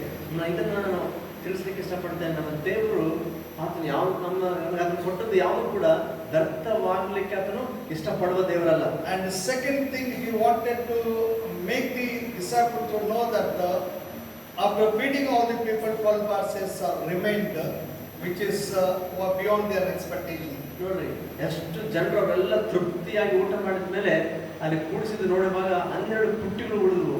ಅದು ನಿರೀಕ್ಷೆಗೆ ಮೀರಿದಂತ ಕಾರ್ಯವಾಗಿತ್ತು. And after all these things, Jesus asked the disciples to go to the other side. ಇದೆಲ್ಲ ಆದ್ಮೇಲೆ ಯೇಸು ತಮ್ಮ ಶಿಷ್ಯರಿಗೆ ಆಚೆ ದಡಕ್ಕೆ ನಾವು ಹೋಗೋಣ ಅಂತ ಅಪ್ಪಣೆ ಮಾಡಿದ್ರು. And Jesus straightway Jesus constrained his disciples to get into the ship, go before him into the other side. ಕ್ಷಮಿಸ್ರಿ, ಯೇಸು ತಮ್ಮ ಶಿಷ್ಯರಿಗೆ ಹೇಳಿದ ಮಾತೇನಂದ್ರೆ, ಇದೆಲ್ಲ ಆದ್ಮೇಲೆ ನೀವು ಮುಂಚಿತವಾಗಿ ಇಲ್ಲಿಂದ ಹೊರಟು ಹೋಗ್ರಿ ಅಂತ ಅವ್ರನ್ನ ಒತ್ತಾಯ ಮಾಡ್ತಾ ಇದ್ದಾರೆ. So here, why Jesus has constrained? ಯಾಕೆ ಯೇಸು ಸ್ವಾಮಿ ಅವ್ರನ್ನ ಒತ್ತಾಯ ಮಾಡ್ತಾರೆ? He forced them to go to the other side. ನೋಡ್ರಿ, ಆಚೆ ನಡಕ್ಕೆ ನೀವು ಇಲ್ಲಿಂದ ಮುಂಚಿತವಾಗಿ ಹೋಗ್ಬಿಡ್ರಿ ಅಂತ ಶಿಷ್ಯರನ್ನ ಒತ್ತಾಯ ಮಾಡ್ತಾ ಇದ್ದಾರೆ. And Jesus, after sending them, he went to pray. ಅವ್ರನ್ನ ಕಳಿಸಿದ ಮೇಲೆ ಯೇಸು ಸ್ವಾಮಿ ಆತನ ಏಕಾಂತವಾಗಿ ಪ್ರಾರ್ಥನೆ ಮಾಡ್ಲಿಕ್ಕೆ ಬೆಟ್ಟವನ್ನು He didn't wanted to take rest, or he wanted to spend what you call them, take a good rest or sleep. ನೋಡ್ರಿ, ಆತನು ವಿಂಗಡವಾಗಿ ಇರ್ತಕ್ಕಂಥ ಬಯಸಿದ್ದು ಏನೋ ವಿಶ್ರಾಂತಿ ಪಡ್ಕೊಳ್ಳೋಕೆ ಅಥವಾ ಸ್ವಲ್ಪ ಚೆನ್ನಾಗಿ ನಿದ್ದೆ ಮಾಡೋಣ ಅಲ್ಲ. Because he wanted to pray, because he came to that place in order to pray. ನೋಡ್ರಿ, ಇದು ಮುಂಚೆ ಮೊದಲೇ ಓದ್ತೇವೆ, ಆದ್ರೆ ವಿಂಗಡವಾಗಿ ಅಡವಿಗೆ ಬಂದಿದ್ದೇ ಕಾರಣ ಪ್ರಾರ್ಥನೆ ಮಾಡ್ಬೇಕಂತ ಹೇಳಿ. ಅದಕ್ಕೋಸ್ಕರ ಅಲ್ಲಿ ನೋಡ್ತೇವೆ, ಅಷ್ಟು ಜನ ಎಲ್ಲ ಹೋದ್ಮೇಲೆ ಅದ್ರ ಪ್ರಾರ್ಥನೆ ಮಾಡ್ಲಿಕ್ಕೆ ಉಳ್ಕೊಡ್ತಾರೆ. Because Jesus doesn't want any of his disciples to be with him, because it will be a disturbance for him to have some what you call the private time spending with his father. ನನ್ನ ತಂದೆಯೊಂದಿಗೆ ಆತ್ಮವನ್ನು ವೈಯಕ್ತಿಕವಾಗಿ ಅಥವಾ ಏಕಾಂತವಾಗಿ ಅಥವಾ ವಿಂಗಡವಾಗಿ ಸಮಯ ಕಳೆಯಬೇಕು ಅನ್ನೋದನ್ನು ಬಯಸೋದಕ್ಕಾಗಿ ಮತ್ತು ಶಿಷ್ಯತನೊಂದಿಗೆ ಇರೋದು ಅಭ್ಯಂತರವಾಗುವುದರ ಉದ್ದೇಶದಿಂದಲೇ ಅವ್ರನ್ನ ತನ್ನೊಂದಿಗೆ ಇರಲಿಕ್ಕೆ ಒಪ್ಪಲಿಲ್ಲ. Spending time in the presence of God alone is very important. ದೇವರೊಂದಿಗೆ ಏಕಾಂತವಾಗಿ ನಾವು ಸಮಯ ಕಳೆಯುವಂಥದ್ದು ತುಂಬಾ ಪ್ರಾಮುಖ್ಯವಾದ And it is very difficult, very impossible thing for us. ಆದ್ರೆ ನಮಗೆ ಅದು ತುಂಬಾ ಕಷ್ಟ ಅನಿಸ್ತದೆ, ಅಸಾಧ್ಯ ಕಾರ್ಯವಾಗಿ as a church, as a together in the family, we can sit and we can pray. ನೋಡ್ರಿ, ಸಭೆಯಾಗಿಯೋ ಅಥವಾ ಮನೆಯಲ್ಲಿ ಕುಟುಂಬವಾಗಿ ನಾವು ಚೆನ್ನಾಗಿ ಕೂತ್ಕೊಂಡು ಸಮಯ ಕಳೀತೀವಿ ಪ್ರಾರ್ಥನೆಯಲ್ಲಿ. But spending a time alone in the presence of God is very difficult. ಆದ್ರೆ ಏಕಾಂತವಾಗಿ ಒಬ್ಬರೇ ದೇವರ ಸನ್ನಿಧಿಯಲ್ಲಿ ಹೆಚ್ಚಾಗಿ ಸಮಯ ಕಳೆಯೋದು ನಮಗೆ ಅದು ಕಷ್ಟ ಅನಿಸ್ತದೆ. Because first of all, we don't find time. ಮೊದಲನೇದಾಗಿ ಏನಂದ್ರೆ ನಮಗೆ ಟೈಮ್ ಇಲ್ಲ ಅಂತ ಹೇಳ್ಬಿಡ್ತೀವಿ. And the second time, if at all you have the time, ಒಂದು ವೇಳೆ ನಮಗೆ ಸಮಯ ಏನಾದ್ರೂ ಇದ್ರೆ, when you wanted to sit for the prayer, ನೀವು ಪ್ರಾರ್ಥನೆ ಕೂತ್ಕೋಬೇಕಂತ ಅಂದ್ಕೊಂಡಾಗ suddenly you will remember a very urgent work. ಇದಕ್ಕಿಂತ ಏನೋ ತುರ್ತು ಕೆಲಸ ಯಾವುದೇನೋ ನೆನಪಿಗೆ ಬರ್ತದೆ. Suppose if you forget everything and you sit immediately, after 5-10 minutes you will get sleep. ಒಂದು ವೇಳೆ ಎಲ್ಲ ಮರೆತು ಕೂತ್ಕೊಂಡ್ರೆ 5-10 ನಿಮಿಷ ಹಾಕಿರ್ಲಿಕ್ಕೆ ನಿದ್ದೆ ತೂಗ್ಲಿಕ್ಕೆ ಬರ್ತದೆ. Because by my experience I am telling you. ನನ್ನ ಸ್ವಂತ ಅನುಭವದಿಂದ ಹೇಳ್ತೇನೆ. So Satan doesn't want you to spend time alone in the presence of God. ದೇವರ ಸನ್ನಿಧಿಯಲ್ಲಿ ನೀವು ಒಬ್ಬರಾಗಿ ಪ್ರಾರ್ಥನೆ ಸಮಯ ಕಳೆಯೋದು ಸೈತನಿಗೆ ಅವನಿಗೆ ಇಷ್ಟ ಇಲ್ಲ, ಅವನು ಅದಕ್ಕೆ ಅಡ್ಡಿ ಮಾಡ್ತಾನೆ. That is a very important in our Christian life.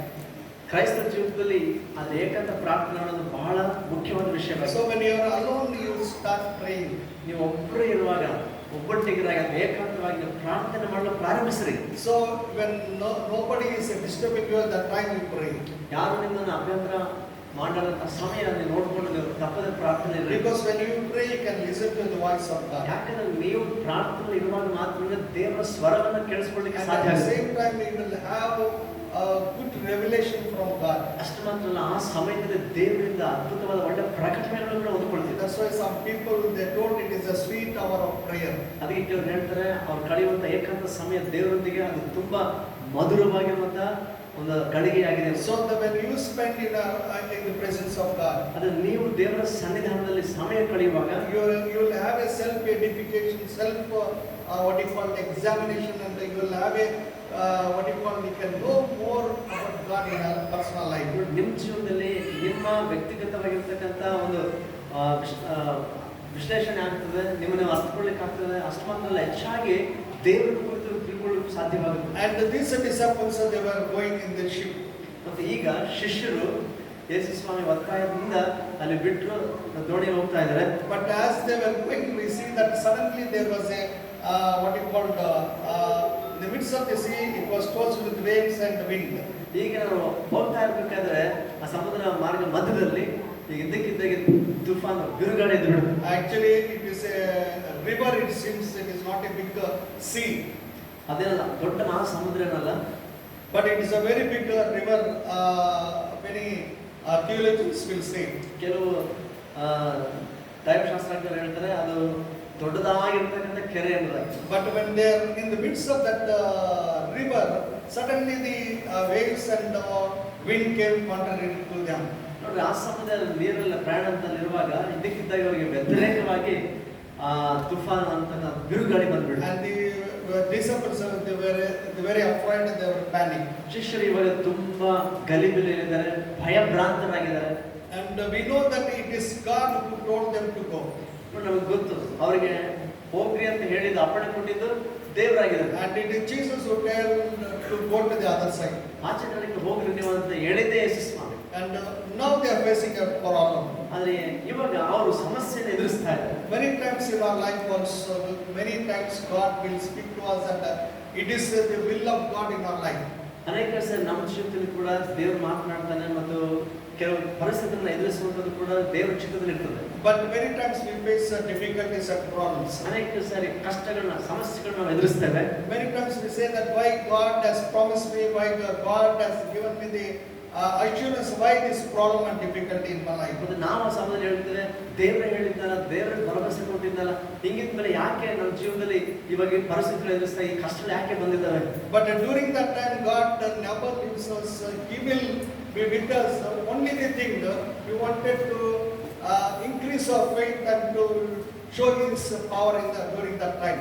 ದೇವರ ಸಮಯದಲ್ಲಿ ನಮ್ಮ ಕೈ ಬಿಡೋದಿಲ್ಲ, ಆದರೆ ನಮ್ಮ ಜೊತೆಗೆ ಇರ್ತಾನೆ. ಮತ್ತೆ ಒಂದು ವಿಷಯ ಏನಂತಂದ್ರೆ ನಮ್ಮ ನಂಬಿಕೆ ಇನ್ನೂ ಜಾಸ್ತಿ ಆಗ್ಬೇಕೆಂಬುದಾಗಿ, ನಾವು ನಮ್ಮ ಜೀವನ ಇನ್ನೂ ಆತನಿಗೆ ಹತ್ತಿರವಾಗಬೇಕೆಂಬುದಾಗಿ ದೇವರು ನಮ್ಮ Old Testament there was a what we called tempest. There was a wind, tempest in the sea.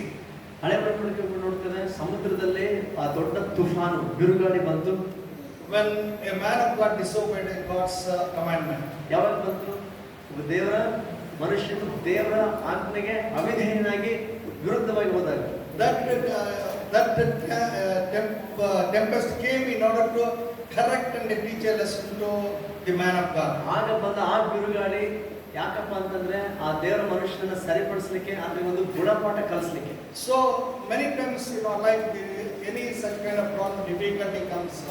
Sometimes God wanted to correct, make us to rectify our life. That's why such kind of problems He will bring us. ನಮ್ಮ ಜೀವಿತದಲ್ಲಿ ಕೆಲವು ಸಾರಿ ದೇವರ ಚಿತ್ತಕ್ಕೆ ವಿರುದ್ಧವಾಗಿ ನಾವು ಹೋಗುವಾಗ, ನಡ್ಕೊಳ್ಳುವಾಗ ನಮ್ಮನ್ನು ಸರಿ ಮಾಡಲಿಕ್ಕಾಗಿ ದೇವರು ಅಂತ ಒಂದು ಪರಿಸ್ಥಿತಿಗಳು ನಮ್ಮ ಜೀವನದಲ್ಲಿ ಕೆಲವು ಸಾರಿ ಅನುಮತಿಸ್ತಾರೆ. So when we like Jonah, when we repent, God will bring out of that situation.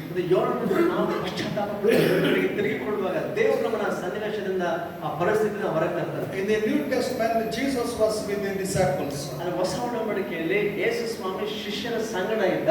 As they were going there also, they also faced a tempest. ಮತ್ತೆ ಯೇಸು ಸ್ವಾಮಿ ಒಂದಿಗೆ ಇದ್ದು ಹೋಗುವಾಗ ಕೂಡ ಅಲ್ಲಿ ಬಿರುಗಾಳಿ ತುಫಾನು ಎದುರಿಸಿದ್ರು. And the Bible says the boat was about to be sink. Bible ಹೇಳ್ತದೆ ಇನ್ನೇನು ದೋಣಿ ಮುಳುಗುವಷ್ಟು ಪರಿಸ್ಥಿತಿಗೂ ಬಂತು. At that time the disciples they told Jesus, "You don't care us, we are perishing."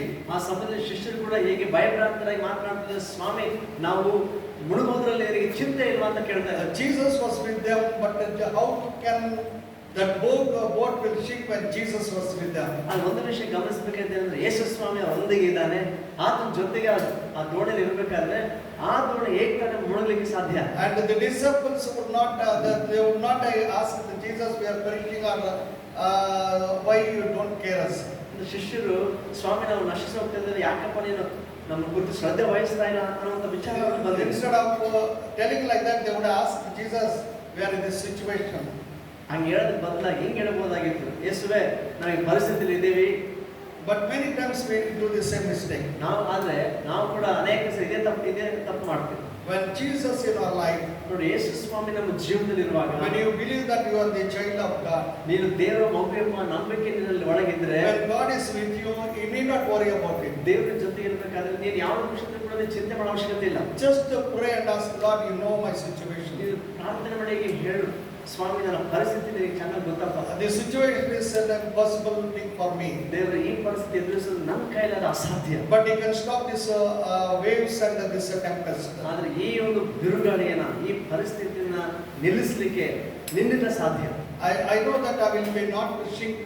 Sir, I am not going to be sink, but you are there to help me. ದೇವರೇ ನನಗೆ ಗೊತ್ತಿದೆ, ನಂಬಿಕೆ ಇದೆ, ಈ ಪರಿಸ್ಥಿತಿಯಲ್ಲಿ ಮುಳುಗಲಿಕ್ಕೆ ನೀನನ್ನ ಬಿಡೋದಿಲ್ಲ, ನನಗೆ ಸಹಾಯ ಮಾಡಲಿಕ್ಕೆ ನೀನು ಇದೆಯಾ. and definitely God will help us. ಆ ನಂಬಿಕೆ ಇಟ್ಟು ಆ ಸಮಯದಲ್ಲಿ ಆ ತರ ಪ್ರಾರ್ಥನೆ ಮಾಡಿ ನೋಡ್ರಿ, ಖಚಿತವಾಗಿ ದೇವರು ಸಹಾಯ ಮಾಡ್ತಾರೆ. Here the disciples, they are facing the same kind of situation. ಇಲ್ಲಿ ಶಿಷ್ಯರು ಕೂಡ ಅದೇ ರೀತಿಯ ಪರಿಸ್ಥಿತಿಯನ್ನು ಎದುರಿಸ್ತಾ ಇದ್ದಾರೆ. But Jesus was not there. ಆದ್ರೆ ಇವಾಗ ಇರ್ತಕ್ಕಂಥ ಈ ಸನ್ನಿವೇಶದಲ್ಲಿ ಯೇಸು ಸ್ವಾಮಿ ಇವಾಗ ಅವ್ರ ಜೊತೆ ಇರಲಿಲ್ಲ. Because of that situation, they were afraid, they were shouting, they were trying what to do. ಆ ಪರಿಸ್ಥಿತಿ ನಿಮಿತ್ತವಾಗಿ ಅವರು ಹರಿಸ್ತಾ ಇದ್ದಾರೆ, ಸಹಾಯಕ್ಕೋಸ್ಕರ ಅವರು ಎದುರು ನೋಡ್ತಾ ಇದ್ದಾರೆ. But at the same time, Jesus was coming to them. ಅದೇ ಗಳಿಗೆಯಲ್ಲಿ ಯೇಸು ಸ್ವಾಮಿ ನೀರಿನ ಮೇಲೆ ನಡೀತಾ ಅವ್ರ ಹತ್ರಕ್ಕೆ ಬರ್ತಾ ಇದ್ದಾರೆ. They were thinking that it is a ghost. ಆದ್ರೆ ನಡೀತಾ ಬರ್ತಿರುವ ಯೇಸುವನ್ನ ನೋಡ್ಬಿಟ್ಟು ಅವ್ರು ಅಂದ್ಕೊಂಡ್ರು ಭೂತ ಬರ್ತಾ ಇತ್ತು ನಮ್ಮ ಕಡೆಗೆ. But during that kind, we should not forget that Jesus is very near and is with us. ನೋಡಿ, ಅಂತ ನಾವು ಕಷ್ಟಪಡುವ ಸನ್ನಿವೇಶದಲ್ಲಿ ಇದನ್ನ ಮರೆಯಬಾರ್ದು. ಯೇಸು ಸ್ವಾಮಿ ನಮಗೆ ಬಹಳ ಹತ್ತಿರದಲ್ಲಿ ಇದ್ದಾನೆ, ನಮ್ಮ ಜೊತೆಗೆ ಇದ್ದಾನೆ. Because he is the God who promised that you will go to the other end. ಯಾಕಂತಂದ್ರೆ ಆಚೆ ದಡಕ್ಕೆ ನೀವು ಹೋಗ್ರಿ ಅಂತೇಳಿ, ಹೋಗ್ತೀರಾ ಅಂತೇಳಿ ಮಾತು ಕೊಟ್ಟ ಆತನಾಗಿದ್ದಾನೆ. And it is his commandment that they are to say. ಮತ್ತೆ ಅವರು ಪ್ರಯಾಣ ಬೆಳೆಸಿದ್ದು ಕೂಡ ಆತನ ಅಪ್ಪಣೆ ಮೇರೆಗೆ. Only the thing that situation has come in order to depend upon Jesus and to look to him rather than on the situation around them. ಮತ್ತೆ ಆತನ ಮಾತು ಅನುಸರಿಸಿ ಹೋದಾಗ್ಲೂ ಕೂಡ ಆ ಪರಿಸ್ಥಿತಿ ಬಂದದ ಕಾರಣ ಏನಂತಂದ್ರೆ, ಪರಿಸ್ಥಿತಿ ಏನಾಗಿದ್ರು ಪರಿಸ್ಥಿತಿ ಕಡೆಗೆ ನೋಡಬಾರ್ದು, ಕರ್ತನ ಕಡೆಗೆ ದೃಷ್ಟಿಸಬೇಕನ್ನೋದು ಅವ್ರು ಕಲ್ತ್ಕೊಳ್ಳೋದಕ್ಕೋಸ್ಕರ. And Peter had a curiosity, desire that I also should walk like Jesus. ಯೇಸುವನ್ನು ನೋಡಿದ ತಕ್ಷಣ, ಆತನ ಸ್ವರ ಕೇಳಿದ ತಕ್ಷಣ ಪೇತ್ರನಿಗೆ ಬಂದಂತ ಆಸೆ ಏನಂತಂದ್ರೆ, ನಾನು ಸಹ ಆತನಾಗಿ ನೀರಿನ ಮೇಲೆ ನಡಿಬೇಕು. But Jesus told, okay, come. ಆದ್ರೆ ಯೇಸು ಸ್ವಾಮಿ ಹೇಳ್ದ, ಆಯ್ತು ನೀನು ಬಾ ಅಂತ ಕರೆದ. But Peter walked on the water. ನೋಡಿ, ಪೇತ್ರನು ನೀರಿನ ಮೇಲೆ ನಡೆದ. But when he started sinking, ಆದ್ರೆ ಯಾವಾಗ ಮುಳುಗಲಿಕ್ಕೆ ಪ್ರಾರಂಭಿಸಿದ, when he saw the surroundings, he started sinking. ಯಾವಾಗಾದ್ರೂ ಸುತ್ತಮುತ್ತಲ ಪರಿಸ್ಥಿತಿಗಳಿಗೆ ನೋಡ್ಲಿಕ್ಕೆ ಶುರು ಮಾಡಿದ್ನು, ಅವಾಗ ಮುಳುಗಲಿಕ್ಕೆ ಪ್ರಾರಂಭಿಸಿದ. So Jesus wanted to was telling to Peter, ಯೇಸು ಸ್ವಾಮಿ ಪೇತ್ರನಿಗೆ ಹೇಳಲು ಬಯಸ್ತಾ ಇದ್ದಾರೆ, why you lost your faith? ಯಾಕೆ ನೀನು ಅಪನಂಬಿಗಸ್ತನಾದಿ? See, I am with you, I am nearby you. ನೋಡು, ನಾನು ಜೊತೆಗಿದ್ದೇನೆ ಮತ್ತು ನಿನಗೆ ಹತ್ತಿರದಲ್ಲಿದ್ದೇನೆ. So my dear brothers and sisters, ಪ್ರಿಯ ಸಹೋದರ ಸಹೋದರಿ, so through this lesson, Jesus wanted to make his disciples to understand how near and how he is very near to them. ಈ ಒಂದು ಪರಿಸ್ಥಿತಿಗಳ ಮೂಲಕ ಯೇಸು ಸ್ವಾಮಿ ಶಿಷ್ಯರು ಇದನ್ನು ಕಲ್ತ್ಕೋಬೇಕೆಂಬುದಾಗಿ ಬಯಸಿದ, ಎಷ್ಟು ಮಟ್ಟಿಗೆ ಆತನು ತಮಗೆ ಹತ್ತಿರವಾಗಿ ಆತನು ಇದ್ದಾನೆ ಎಂಬುದನ್ನು. So here, when that situation arose in their life, they were afraid about their life. ಇಲ್ಲಿ ನೋಡ್ತಿದ್ದಾರೆ, ಆ ಪರಿಸ್ಥಿತಿ ಎದುರಾದಾಗ ಅವ್ರು ಮೊದಲು ಭಯ ಪಟ್ಟಿದ್ದು ತಮ್ಮ ಪ್ರಾಣದ ಬಗ್ಗೆ ಏನಾಗ್ತದೋ ಅಂತ ಹೇಳಿ. But the same disciples, ಆದ್ರೆ ಅದೇ ಶಿಷ್ಯರು, when they see the power of Jesus and the resurrection power, ಯೇಸು ಸ್ವಾಮಿಯ ಶಕ್ತಿಯನ್ನ, ಅದರ ಪುನರುತ್ಥಾನ ಶಕ್ತಿಯನ್ನ ಅವ್ರು ನೋಡಿದ ಬಳಿಕ, when the situation came in their life, ಅವ್ರ ಜೀವನದಲ್ಲಿ ಪರಿಸ್ಥಿತಿ ಬರುವಾಗ, when the sword was coming on their neck, they were not afraid. ನೋಡ್ರಿ, ಅವ್ರ ಕತ್ತಿ ಅವರ ಕುತ್ತಿಗೆಗೆ ಬರುವ ಪರಿಸ್ಥಿತಿ ಬಂದರೂ ಸಹ ಅವರು ಆಮೇಲೆ ಭಯಪಡಲಿಲ್ಲ. When they were put into the boiling water, they were not afraid. ಕುದಿಯುವ ನೀರಲ್ಲಿ ಅವರು ಹಾಕಲ್ಪಡುವ ಸನ್ನಿವೇಶ ಅಂತ ಪರಿಸ್ಥಿತಿ ಬಂದರೂ ಕೂಡ ಅವರು ಭಯಪಡಲಿಲ್ಲ. When they were put upside down and put on the cross, they were not afraid. ಅವರು ತಲೆ ಕೆಳಗೆ ಮಾಡಿ ಶಿಲುಬೆಗೆ ಹಾಕುವ ಸನ್ನಿವೇಶ ಬಂದರೂ ಕೂಡ ಶಿಷ್ಯರು ಭಯಪಡಲಿಲ್ಲ. Because they know that our life is in Christ. ಯಾಕಂದ್ರೆ ಈಗ ಅವ್ರಿಗೆ ಚೆನ್ನಾಗಿ ಅರ್ಥವಾಗಿತ್ತು, ನಮ್ಮ ಜೀವನ ಕ್ರಿಸ್ತನ ಕರಗಳಲ್ಲಿ. We may close our eyes here, but we will open our eyes in heaven. ಇನ್ನೂ ಚೆನ್ನಾಗಿ ಅರ್ಥಕೊಂಡ್ರು, ಇಲ್ಲಿ ನಾವು ಒಂದು ವೇಳೆ ಕಣ್ಣು ಮುಚ್ಚಿದ್ರೆ ಪರಲೋಕದಲ್ಲಿ ಕಣ್ಣು ತೆರಿತೀರಲ್ಲ. So my dear brothers and sisters, ನನ್ನ ಪ್ರಿಯ ಸಹೋದರ ಸಹೋದರಿ, every situation in our life, ನಮ್ಮ ಜೀವನದಲ್ಲಿ ಬರುವ ಪ್ರತಿ ಪರಿಸ್ಥಿತಿ, it is not to curse us or to make us weak, but it to make us to become strong in Christ and to know Christ more in our life than anything else in our life. ನಮ್ಮನ್ನ ಕೆಳಗೆ ಹಾಕ್ಲಿಕ್ಕಲ್ಲ ಆ ಪರಿಸ್ಥಿತಿ ಬರೋದು, ಅದ ಶಾಪಕ್ಕಾಗಿ ಅಲ್ಲ, ಬದಲಾಗಿ ಇನ್ನೂ ನಾವು ಕ್ರಿಸ್ತನ ಕುರಿತು ಅರ್ಥಕೊಳ್ಳೋದಕ್ಕೋಸ್ಕರ, ಇನ್ನೂ ನಂಬಿಕೆಯ ಬಲ ಹೊಂದೋದಕ್ಕೋಸ್ಕರನೇ ಆ ಸನ್ನಿವೇಶಗಳು ಬರ್ತದೆ. So that's why man of God said that we are going for that perfection. ದೇವರ ಸನ್ನಿಧಿಯಲ್ಲಿ ಅದಕ್ಕೆ ಹೇಳ್ತಾನೆ, ನಾವು ಪರಿಪೂರ್ಣತೆಯ ಕಡೆಗೆ ಸಾಗ್ತಾ ಇದ್ದೀವಿ. So that perfection will come when you undergo such kind of training. ಆದ್ರೆ ಇಂಥ ಒಂದು ತರಬೇತಿ ಅಥವಾ ಪರಿಸ್ಥಿತಿಗಳ ಮೂಲಕ ನೀನು ಹಾದು ಹೋಗುವಾಗ ಮಾತ್ರನೇ ಆ ಪರಿಪೂರ್ಣತೆ ನಿನಗೆ ಸಿಗ್ತದೆ. That's why the Bible says we are disciples, we are not the masters. ಅದಕ್ಕೆ ದೇವವಾಕ್ಯ ಹೇಳುತ್ತೆ ನಾವು ಎಷ್ಟೊತ್ತಿದ್ರು ಶಿಷ್ಯರೇ ಹೊರತು ಗುರುಗಳು ಅಲ್ಲ. That's why Jesus said, go and make all the disciples. ಅದಕ್ಕೆ ಯೇಸು ಸ್ವಾಮಿ ಸಹ ಹೇಳಿದ್ದೇನೆ ಅಂತಂದ್ರೆ ಹೊರಟುವಾಗ ಎಲ್ಲಾ ಜನರನ್ನ ನನ್ನ ಶಿಷ್ಯರನ್ನಾಗಿ ಮಾಡ್ರಿ ಅಂತ. But all preachers they think that we are masters. ಅದೆಲ್ಲ ಬೋಧಕರು ಅಂದ್ಕೊಳ್ಳೋದು ಏನಂತಂದ್ರೆ ನಾವು ಗುರುಗಳು ಅಂತ ಭಾವಿಸ್ತಾರೆ. But how many people will remember that I am still the disciple? ಅಂದ್ರೆ ಎಷ್ಟು ಜನ ಇದನ್ನ ನೆನಪು ಇಟ್ಕೊಳ್ತಾ ಇದ್ದಾರೆ, ನಾನು ಈಗಲೂ ಕೂಡ ಇನ್ನು ಯೇಸು ಸ್ವಾಮಿಗೆ ಶಿಷ್ಯನಾಗಿದ್ದೀನಿ. So we have to learn every day in our life and we have to know Jesus. ಅಂದ್ರೆ ಪ್ರತಿ ದಿನ ಕೂಡ ನಾವು ಕಲಿಬೇಕಾಗಿದೆ, ಪ್ರತಿ ದಿನ ಕೂಡ ಯೇಸುವನ್ನು ಇನ್ನೂ ಹೆಚ್ಚಾಗಿ ನಾವು ಅರ್ಥಕೊಳ್ಬೇಕಾಗಿದೆ. That's why Paul says that I want to know much about Jesus. ಅಂತ ಪೌಲನೇ ಹೇಳ್ತಾರೆ ಏನಂತಂದ್ರೆ ನಾನು ಇನ್ನೂ ಯೇಸು ಸ್ವಾಮಿ ಕುರಿತು ಇನ್ನೂ ಹೆಚ್ಚಾಗಿ ನಾನು ತಿಳ್ಕೊಳ್ಬೇಕು. So that the desire we should have in our life. ಆದ್ರೆ ನಮ್ಮ ಜೀವನದಲ್ಲಿ ಆ ಒಂದು ಅಪೇಕ್ಷೆ ಬಯಕೆ ಇರಬೇಕಾಗಿದೆ. Every situation, a difficult situation, is not to destroy us, but it makes us to stronger and to become like Jesus in our life. ನಮ್ಮ ಜೀವನದಲ್ಲಿ ಬರುವ ಪ್ರತಿ ಪರಿಸ್ಥಿತಿ ನಮ್ಮನ್ನು ನಾಶ ಮಾಡಲಿಕ್ಕಲ್ಲ, ಬದಲಾಗಿ ಯೇಸುವಲ್ಲಿ ಇನ್ನೂ ನಾವು ಬಲ ಹೊಂದೋದಕ್ಕೋಸ್ಕರ ನಮ್ಮ ನಂಬಿಕೆಯಲ್ಲಿ ನಮ್ಮನ್ನು ಬಲಿಷ್ಠರನ್ನಾಗಿ ಮಾಡಬೇಕು. So let us look unto the God in our situation. ಅದರಿಂದ ನಮ್ಮ ಪರಿಸ್ಥಿತಿಗಳಲ್ಲಿ ನಾವು ದೇವರ ಕಡೆಗೆ ದೃಷ್ಟಿಸೋಣ. And our God who has called us is a faithful God. ನಮ್ಮನ್ನು ಕರೆದ ದೇವರು ಅದನ್ನು ನಂಬಿಗಸ್ತನಾಗಿದ್ದಾನೆ. And He will never leave us nor forsake us. ಅದನ್ನು ಎಂದಿಗೂ ನಮ್ಮನ್ನು ಕೈ ಬಿಡುವುದಿಲ್ಲ, ಎಂದಿಗೂ ನಮ್ಮನ್ನು ತೊರೆಯುವುದಿಲ್ಲ. And He loves us till our end. ನಮ್ಮ ಕೊನೆಯವರೆಗೆ ಆತ ನಮ್ಮನ್ನು ಪ್ರೀತಿಸುವ ದೇವರಾಗಿ. So we are in the grace of God. ನಾವು ದೇವರ ಕೃಪೆಯಲ್ಲಿ ಇದ್ದೇವೆ. That grace makes us to become more like Jesus. ಆ ಕೃಪೆ ನಮ್ಮನ್ನ ಇನ್ನು ಯೇಸುವಿನ ಸಾರೂಪ್ಯಕ್ಕೆ ನಮ್ಮನ್ನು ನಡೆಸ್ತದೆ. So tonight as we heard this message, ಈ ರಾತ್ರಿ ವೇಳೆ ಈ ಸಂದೇಶವನ್ನು ಕೇಳಿಸಿಕೊಂಡಿರ್ಬೇಕಾದ್ರೆ let us each one of us take a decision and ask the Lord, help me to become like Jesus. ನಮ್ಮ ಪ್ರತಿಯೊಬ್ಬರು ದೇವರನ್ನು ಕೇಳೋಣ, ಸ್ವಾಮಿ ಅಪ್ಪ ನಾನು ನಿನ್ನ ಸಾರೂಪ್ಯದಲ್ಲಿ ನಿನ್ನ ಹಾಗೆ ಮಾರ್ಪಡೋದಕ್ಕೆ ನನಗೆ ಸಹಾಯ ಮಾಡಿ. Help me to know much more in our life. ನಮ್ಮ ಜೀವನದಲ್ಲಿ ಇನ್ನೂ ಹೆಚ್ಚಾಗಿ ನಿನ್ನನ್ನ ಅರಿತುಕೊಳ್ಳುವಂತೆ ಸಹಾಯ ಮಾಡಿ. Every situation is not to put us down or destroy us, but to know much about you, O God. ಪ್ರತಿಯೊಂದು ಬರುವ ಪರಿಸ್ಥಿತಿ ಸನ್ನಿವೇಶಗಳು ನಮ್ಮನ್ನ ನಾಶ ಮಾಡ್ಲಿಕ್ಕಲ್ಲ, ಕೆಳಗಾಗ್ಲಿಕ್ಕಲ್ಲ, ಬದಲಾಗಿ ದೇವರೇ ಇನ್ನೂ ಹೆಚ್ಚಾಗಿ ನಿನ್ನನ್ನು ಕುರಿತು ಅರಿತುಕೊಳ್ಳೋದಕ್ಕಾಗಿ.